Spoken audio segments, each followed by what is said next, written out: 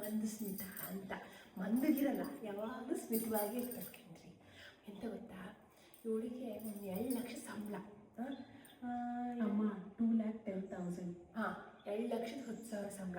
ಸ್ವಲ್ಪ ನನ್ನ ಮಗಳಿಗೆ ಒಂಥರ ಈ ಥರ ಹಿಂಸೆ ಆಗಬಾರ್ದು, ಒಂಥರ ಶಿಸ್ತಲ್ಲಿರಬೇಕು.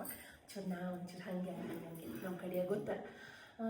ಮತ್ತು ಕಾರು, ನಾನು ಸಾಮಾನ್ಯ ನನ್ನ ಮದುವೆ ಆಗ್ಬೇಕಾದ್ರೆ ನನ್ನ ಅಪ್ಪಾಜಿ ಎಷ್ಟು ಅಪ್ಪಯ್ಯ 10,000 1,10,000 ರೂಪಾಯಿನೇನೋ ವರದಕ್ಷಿಣೆ ಕೊಟ್ಟಿತ್ತಂತೆ.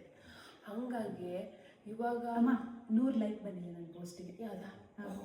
ಇನ್ಸ್ಟಾಗ್ರಾಮ್ ಪೋಸ್ಟ್ ಹಾಕಿ. ಹಾಂ ಹಾಂ ಹಾಂ ಹಾಂ ಹೇಗೆ 1,000 ಫಾಲೋವರ್ಸ್ ಇದ್ದಾರೆ ಅಂತ.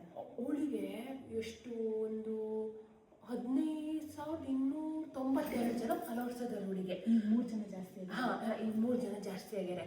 ಮತ್ತು ಅವಳಿಗೆ ಇದು ಎಂತ ಅಂದರೆ ಓಡಾಡೋಕ್ಕೆ, ಇವಾಗ ಓಡಾಡೋದು ಒಂದು 40 ಲಕ್ಷದ ಕಾರಲ್ಲಿ ಓಡಾಡೋಲ್ಲ. ನಿಮಗೆ ನಮಗೊಂದು ಇವಾಗ ಒಂದು ಮದುವೆ ಆಗೋ ಟೈಮಿಗೆ ಒಂದು ಕಾರ್ ತಗೊಳ್ಳಿ, ಅದೇ ಒಂದು ಹಿಂಗೆ ಸ್ಟೇರಿಂಗ್ ಇರ್ತದಲ್ಲ, ಅಲ್ಲೊಂದು 5 ಬಳಿ ಇರ್ತದಲ್ಲ, ಆ ಕಾರ್ ಬೇಕು. ಮತ್ತು ಅವಳಿಗೆಲ್ಲ ಕುತ್ಕೊಂಡು ಹಿಂಗೆ ಜರ್ಸಿದ್ರೆ ಎಲ್ಲ ಚಂದ ಇರಬೇಕು ಕಾರು. ಮತ್ತು ಅವಳಿಗೆಲ್ಲ ಮಂಡಿ ನೋವೆಲ್ಲ ಬರೋಂಗಿಲ್ಲ. ಆಮೇಲೆ ನಿಮ್ಮ ಹುಡುಗನಿಗೆ ಎಷ್ಟು ಸಂಬಳ? ಹಾಂ, 1,50,000. ಅವಳಿಗೆ ಒಂದು ಪಾರ್ಲರ್ಗೆ ಒಂದು 80,000 ಹತ್ತಿರ ಬೇಕು, ಬಟ್ಟೆ ಶಾಪಿಂಗ್ ಹೋಗೋದಕ್ಕಿಂತ. ಒಂದೊಂದು ಅಷ್ಟೇ. ಬ್ಯಾಗಿಗೆ ಅವಳು ಒಂದು ಯೂಸ್ ಮಾಡೋ ಬ್ಯಾಗ್ ನೋಡಿಬಿಟ್ರೆ ಒಂದು 10,20,000 ರೂಪಾಯಿ. ದೊಡ್ಡ ಕಡಿಮೆ ಇಲ್ಲ, ಜಾಸ್ತಿನೇ. 80,000 1,00,000 ಮತ್ತು ಫುಲ್ಲು ಒಂದು 3 ತಿಂಗಳಿಗೆ ಹೋದ್ರೆ ಒಂದು 20,000 ಬೇಕು. ರಾಮಾಯಣ ಫೋನ್ ಮಾಡ್ತಿದ್ದಾರೆ. ಓ, ನಾ ಎತ್ಲ ಕಡೆ. ಹಲೋ, ಹಾಂ ಹಾಂ, ಎಲ್ಲಿದ್ದು ಹುಡುಗ? ತೀರ್ಥಹಳ್ಳಿ. ಎಷ್ಟಂತ ಸಂಬಳ? 2,30,000.